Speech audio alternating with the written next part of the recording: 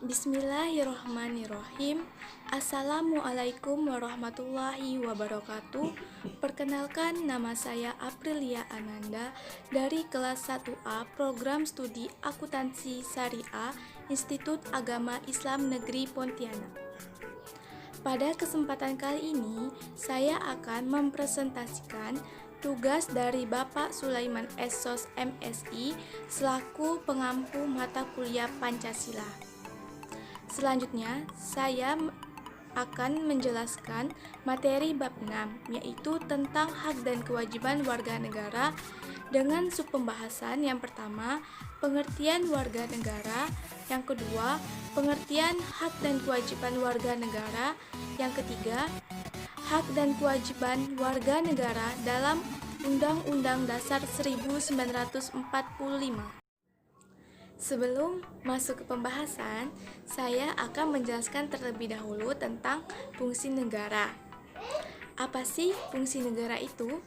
Fungsi negara adalah melaksanakan keamanan dan ketertiban dalam bermasyarakat. Jika tidak ada negara, menurut Thomas Hobbes, yaitu Homo homini lupus, yaitu manusia memangsa manusia. Untuk menghindari hal tersebut, maka dalam kehidupan bernegara, negara dan warga negara sama-sama memiliki hak dan kewajiban. Kesadaran hak dan kewajiban sangatlah penting agar terciptanya kehidupan yang dinamis. Selanjutnya, pengertian warga negara. Penetapan warga negara di dalam suatu negara itu ditetapkan berdasarkan perundang-undangan. Penjelasan warga negara sudah dijelaskan di dalam Undang-Undang 1945 Pasal 26 Ayat 1 yang berbunyi, warga negara adalah orang-orang bangsa Indonesia dan orang-orang bangsa lain yang disahkan oleh undang-undang sebagai warga negara. Yang dimaksud orang-orang bangsa lain yaitu peranakan Belanda, Tionghoa, dan Arab yang bertempat tinggal di Indonesia, mengakui Indonesia adalah tanah airnya dan bersikap setia kepada NKRI. Pengertian hak dan kewajiban. Pengertian hak dapat dipahami sebagai hak asasi manusia. Di dalam Undang-Undang Nomor 39 Tahun 1999 tentang hak asasi manusia. Hak asasi manusia adalah hak yang melekat pada hakikat dan keberadaan manusia sebagai makhluk Tuhan yang Maha Esa dan merupakan anugerahnya yang wajib dihormati, dijunjung tinggi, dan dilindungi oleh negara, hukum dan pemerintah, dan setiap orang demi kehormatan serta perlindungan hak dan martabat manusia. Selanjutnya, kewajiban asasi. Kewajiban asasi adalah kewajiban dasar yang harus dijalankan oleh seorang dalam kaitannya dengan kepentingan diri sendiri, alam semesta, masyarakat, bangsa, negara, maupun kedudukannya sebagai makhluk Tuhan. Di Indonesia, antara hak dan kewajiban harus dipenuhi warga negara secara seimbang, karena hak diri seringkali dileburkan dalam hak kolektif atau sosial. Di samping hak pribadi seseorang, terdapat hak-hak orang lain, sehingga masing-masing individu harus menghormati dan menghargai hak-hak individu yang lain yang kemudian melahirkan kewajiban-kewajiban warga negara. Perkembangan hak asasi manusia di Indonesia.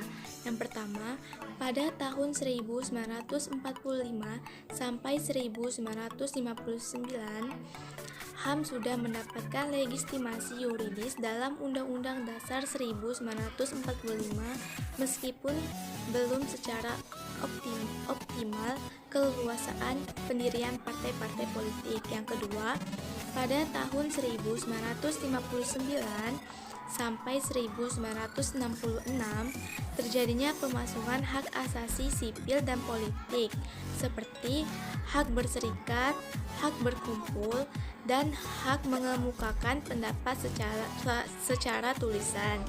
Yang ketiga, pada tahun 1966 sampai 1970 munculnya gagasan perlu pembentukan pengadilan hak asasi manusia.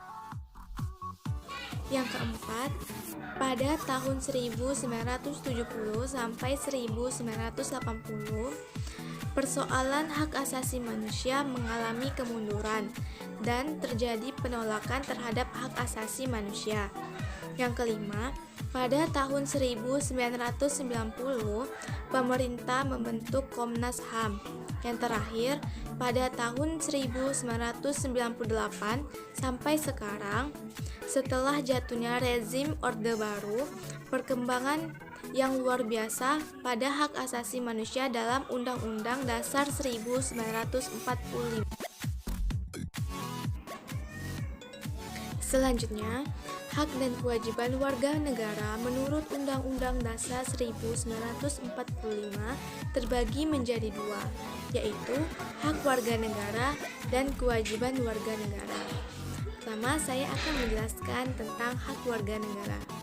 Pengaturan hak warga negara diatur dalam Undang-Undang 1945 pasal 28A sampai dengan pasal 28J yang terdiri dari hak asasi pribadi, yaitu kebebasan berpendapat, kebebasan beragama, kebebasan bergerak, dan lain-lain.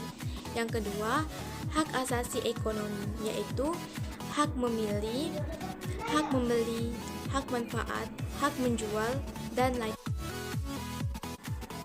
Yang ketiga, hak asasi sosial dan kebudayaan, yaitu mendapatkan pendidikan, mengembangkan kebudayaan, dan lain-lain.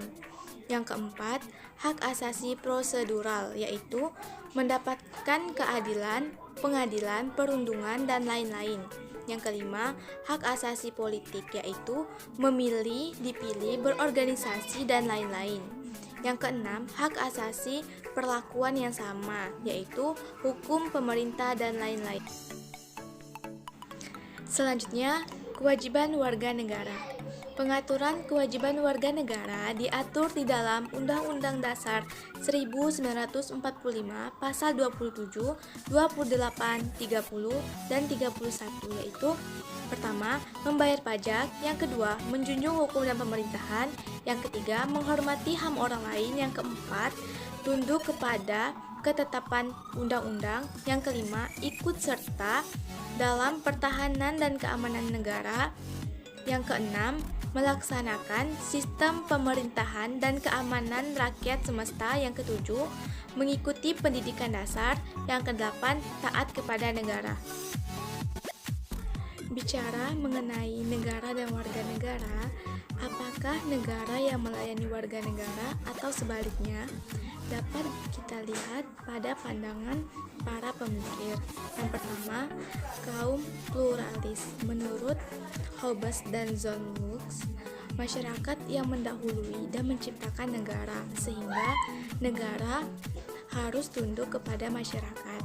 Yang kedua, kaum Marxis. Menurut Antonio Gramsci, dominasi kekuasaan pada negara.